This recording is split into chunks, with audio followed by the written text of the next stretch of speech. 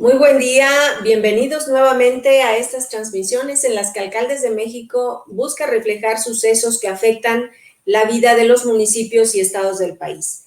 En los últimos 4 meses hemos dado cuenta del impacto que la emergencia sanitaria por COVID-19 está provocando en las distintas regiones de México. Y el día de hoy y todos los viernes a partir de ahora, dedicaremos este espacio a hablar de las elecciones históricas que se realizarán en junio de 2021 y cuyos procesos electorales arrancan en este septiembre, el mes próximo. Así que hoy iniciamos una nueva serie que hemos llamado Elecciones México, a través de la cual iremos recorriendo estados y municipios para conocer el desarrollo en las localidades de lo que serán los comicios más grandes en la historia del país, las elecciones intermedias, en las que se renovarán pues la totalidad de la Cámara de Diputados, casi la totalidad de los congresos locales, 15 gubernaturas y ayuntamientos en 28 estados, más las alcaldías de la Ciudad de México, entre otros cargos de elección popular.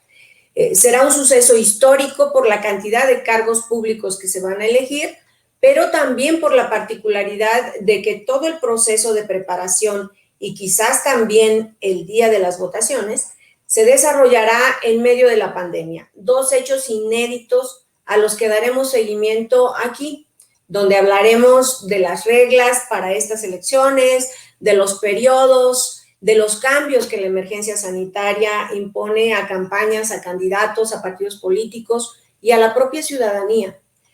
Serán las elecciones de la nueva normalidad y los invito desde ahora a acompañar este esfuerzo informativo de Alcaldes de México. Y para entrar en materia, veamos la siguiente cápsula que nos da el contexto de lo que será la jornada electoral 2020-2021. Adelante. El domingo 6 de junio de 2021 se llevarán a cabo las elecciones intermedias más grandes en la historia de nuestro país.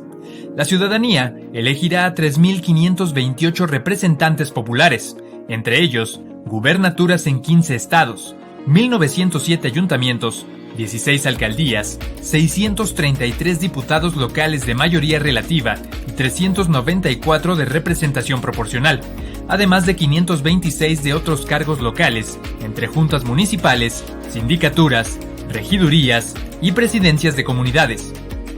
También se elegirán 500 diputados federales, 300 de ellos por mayoría simple y 200 más de representación proporcional. El Instituto Nacional Electoral, el INE, prevé la participación de 96 millones de potenciales electores, 6 millones de votantes más que en 2018. Además, luego de la reforma política de 2014, donde se establecieron las normas para que los ciudadanos pudieran reelegir alcaldes, regidores, síndicos, diputados locales, federales y senadores, en 2021 los diputados federales tendrán esta oportunidad por primera vez. Por otra parte, 10 entidades implementarán el voto electrónico para los mexicanos residentes en el extranjero.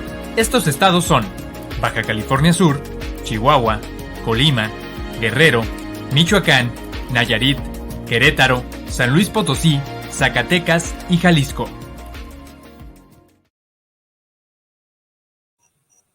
Y ahora doy la bienvenida a Carla Humphrey Jordan, quien desde hace 2 semanas es consejera en el Consejo General del Instituto Nacional Electoral y a quien agradezco mucho que nos acompañe esta mañana. Carla, buen día. Hola, buenos días, Norma. Un saludo a ti y a tu auditorio. Me da gusto estar iniciando esta serie con ustedes y espero que me inviten muchas veces a participar aquí. Y bueno, gracias por la felicitación. Bueno, como vimos también en la cápsula, pues serán más de 21,000 cargos de elección popular en todo el país. Además, 96 millones de ciudadanos. Sigue aumentando el padrón electoral. Se instalarán alrededor de 161,000 casillas. Y por supuesto, si cada proceso electoral es distinto uno de otro, siempre hay particularidades. Este estará enmarcado por la pandemia, por las condiciones sanitarias que tendremos que tomar las autoridades electorales y la ciudadanía para poder acudir a votar y además para distintas etapas del proceso electoral. Creo que pues la nota relevante tendrá que ser cómo vamos acompañando estos procesos cada vez más con avances tecnológicos que nos permitan, por ejemplo, capacitar a distancia, hacer registros en línea y una serie de cuestiones hasta llegar claramente pues al voto electrónico, que también ya se utilizará para 10 entidades federativas, pero creo que es un buen momento. Acabamos de aprobar también la sesión pasada el reinicio de los procesos electorales en Hidalgo y en Coahuila, también con una serie de medidas sanitarias para cuidar la salud de todas y todos los mexicanos. Sin embargo, claramente iremos de la mano con las autoridades de salud, que evidentemente son quienes dirán las condiciones en las que está cada entidad federativa, y creo que eso es lo que enmarcará este proceso electoral. Será otra vez el más grande de la historia democrática del país, porque cada vez somos más ciudadanos, cada vez las elecciones se hacen más coincidentes, acortamos entonces tiempo, y el INE, a partir de la reforma de 2014, pues es la autoridad que tiene que fijar distintos parámetros con los cuales las autoridades electorales locales tienen que implementar una serie de medidas y una serie de actividades dentro del proceso electoral. Estas elecciones, digamos, como en pequeño, en 2 estados, podrían también servir como guía para poder determinar acciones rumbo a las elecciones 2021. Sí, claramente, bueno, que primero se hayan pospuesto y ahora reiniciado en estas condiciones de pandemia, y que como instituto tengamos que dotar tanto a nuestros funcionarios y funcionarias públicas de distintos elementos para cuidar su salud en primera instancia, y después para prever todas las condiciones para que en las mesas directivas de casilla y en las casillas las y los ciudadanos estén protegidos. Es muy importante. Tendremos que tener un esfuerzo importante en comunicar a las y los ciudadanos todas las medidas que deberán cumplir cuando acudan a una casilla electoral, y claramente pues Hidalgo y Coahuila serán un referente para aquellas medidas sanitarias que tengamos que tomar en el proceso electoral 2021 para poder implementarlas también con mayor tiempo, porque además serán un número mucho más importante de casillas. Me refiero a que numéricamente pues estaremos pensando en alrededor de 161,000 por el número de ciudadanos que están en el padrón electoral, y por tanto sin duda serán un referente importante para ver cuáles de estas medidas funcionaron, cuáles tendríamos que llevar al proceso electoral siguiente, en cuáles tendríamos que tener a lo mejor otras medidas distintas, y cuáles podremos acompañar con la introducción de mecanismos electrónicos en distintas etapas.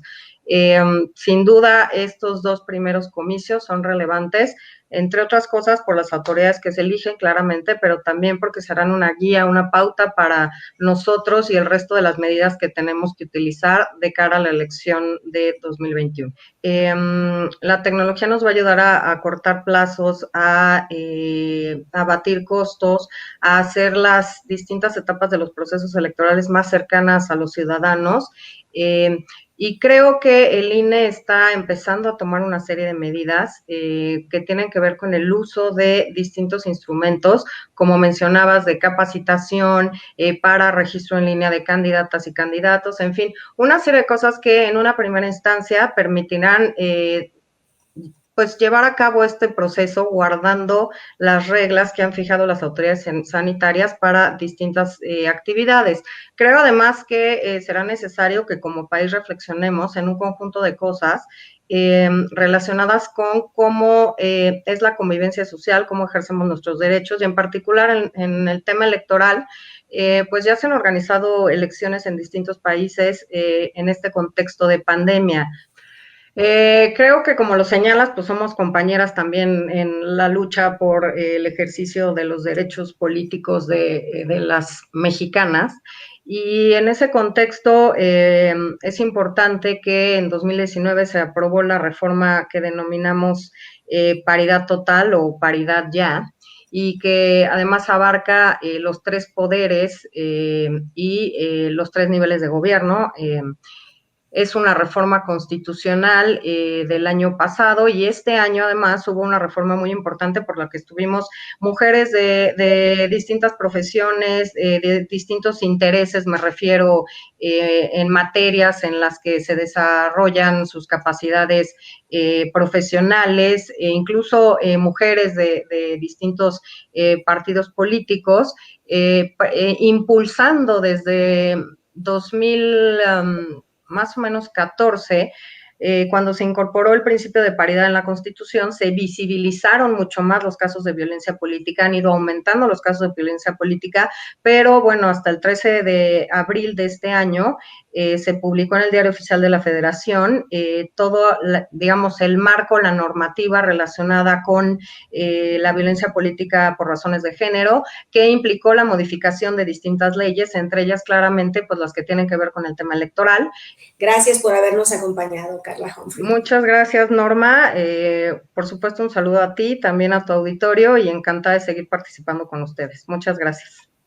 Y a los amigos del público los invito, como siempre, a que sigan el impacto de la pandemia en alcaldesdemexico.com, en nuestras redes sociales, en Facebook, Twitter, Instagram, en nuestro canal de YouTube, en Alcaldes TV, y los espero el próximo lunes en otra transmisión sobre gobiernos, acciones de gobiernos ante COVID-19, lunes a las 9:30 de la mañana. Los espero.